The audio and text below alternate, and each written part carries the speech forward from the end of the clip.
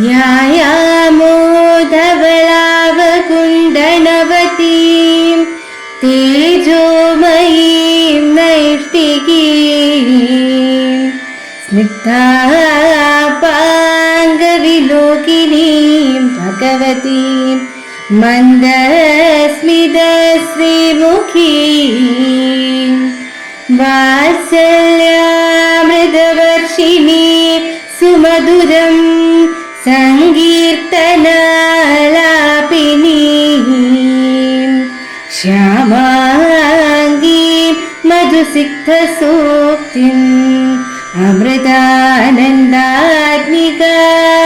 ഈശ്വരീം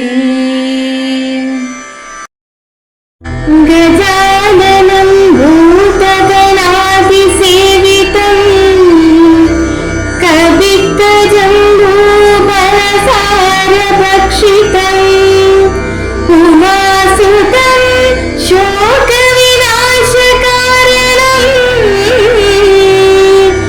നമാമി വിഘ്നേശ്വര പാദപങ്കജം കൂജന്തം രാമ രാമേതി മധുരം മധുരാക്ഷരം ആരുഹ്യ കവിതാശാഖാം വന്ദേ വാൽമീകി കോകിലം. ഓം ഹരിശ്രീ ഗണപതയേ നമഃ. അവിഘ്നമസ്തു. ശ്രീരാമ രാമ രാമ ശ്രീരാമചന്ദ്ര ജയ.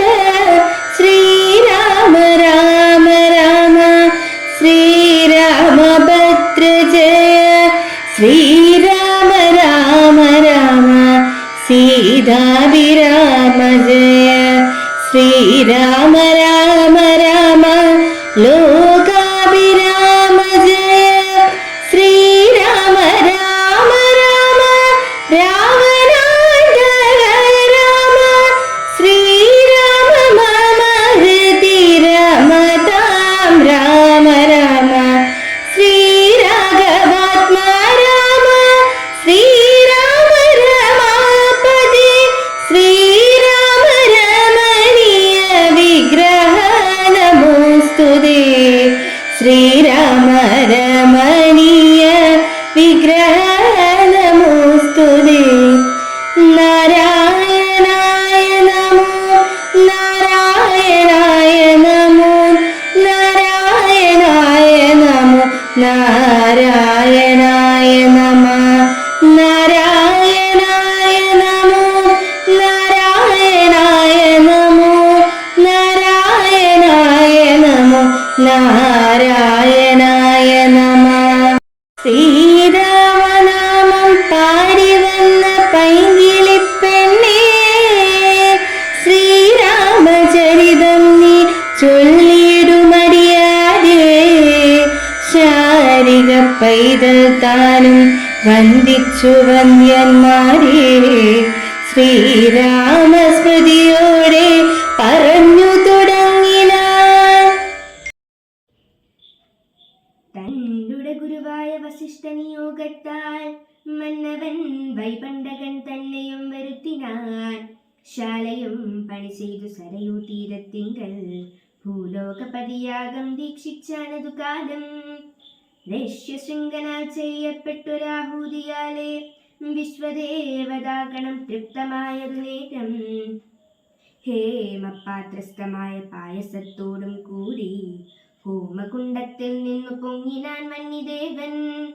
താവകം പുത്രിയമിപ്പായസം കൈക്കൊള്ളുക നീ ദേവനിർമ്മിതമെന്നു പറഞ്ഞു പാവകനും. ഭൂപതി പ്രവരനു കൊടുത്തു മരഞ്ഞിതു താപസാജ്ഞയാ പരിഗ്രഹിച്ചു നൃപതിയും. ദക്ഷിണ ചെയ്തു നമസ്കരിച്ചു ഭക്തിപൂർവം ദക്ഷനാം ദശരഥൻ തൽക്ഷണം പ്രീതിയോടെ. കൗസല്യാദേവിക്കർത്ഥം കൊടുത്തു നൃപവരൻ. ശൈഥില്യാത്മനാ പാതി നൽകിനാൻ കൈകേയിക്കും. അന്നേരം സുമിത്രയ്ക്ക് കൗസല്യാദേവി താനും തന്നെ പാരി നൽകിനാൻ മടിയാത്തേ. ഉച്ചത്തിൽ പഞ്ചഗ്രഹം നിൽക്കുന്ന കാലത്തിങ്കൽ അച്യുതനയോധ്യയിൽ കൗസല്യാത്മജനായാൻ. നക്ഷത്രം പുനർവസു നവമിയല്ലോ തിഥി, നക്ഷത്രാധിപനോടു കൂടവേ ബൃഹസ്പതി.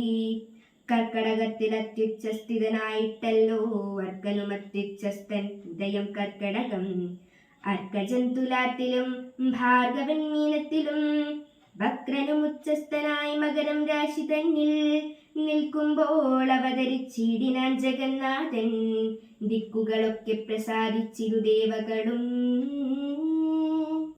ഭാരതീയ ഇതിഹാസ കാവ്യമായ രാമായണത്തിലെ അതിപ്രശസ്തമായ പുത്രകാമേഷ്ടിയും ശ്രീരാമ അവതാരവുമാണ് ഇന്ന് പാരായണം ചെയ്തത്.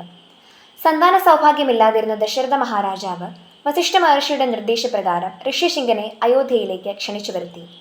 സരയൂ നദിയുടെ തീരത്ത് തയ്യാറാക്കിയ യജ്ഞശാലയിൽ അശ്വമേധവും തുടർന്ന് പുത്രകാമേഷ്ടി യാഗവും ഋഷ്യശൃംഖൻ വളരെ ഭക്തിപൂർവ്വം നടത്തി. ദേവന്മാരാൽ തയ്യാറാക്കപ്പെട്ട ദിവ്യമായ പായസത്തോടു കൂടി അഗ്നിദേവൻ ഹോമകുണ്ഡത്തിൽ നിന്നും പ്രത്യക്ഷനായി. മഹാരാജാവിന് സന്താന സൗഖ്യം ലഭിക്കുന്നതിനായി ലഭിച്ച ദിവ്യമായ പായസത്തെ കൗസല്യ, കൈകേയി, സുമിത്ര എന്നീ ഭാര്യമാർക്ക് പകുത്തു നൽകുന്നു. 10 മാസം കഴിഞ്ഞപ്പോൾ ചൈത്രമാസത്തിൽ ശുക്ലപക്ഷത്തിലെ നവമി ദിവസം ശുഭകർക്കിടക ലഗ്നത്തിൽ 5 ഗ്രഹങ്ങൾ ഉച്ചസ്ഥാനത്തും സൂര്യൻ മേടരാശിയിലും നിൽക്കെ സനാതനനും പരമാത്മാവുമായ ജഗത് സ്വാമി ജാതനായി. അസുര ചക്രവർത്തിയായ രാവണനെ നിഗ്രഹിക്കാൻ മഹാവിഷ്ണു അവതരിച്ച രൂപമാണ് ശ്രീരാമാവതാരം. ഭക്തിപൂർവ്വം നിഷ്കാമമായി ചെയ്യുന്ന ഏത് കർമ്മത്തിലും ഈശ്വരൻ പ്രസാദിക്കും എന്നുള്ള പരമമായ സത്യത്തെയാണ് ഇവിടെ കാണുവാൻ കഴിയുന്നത്. ഓം നമഃ ശിവായ.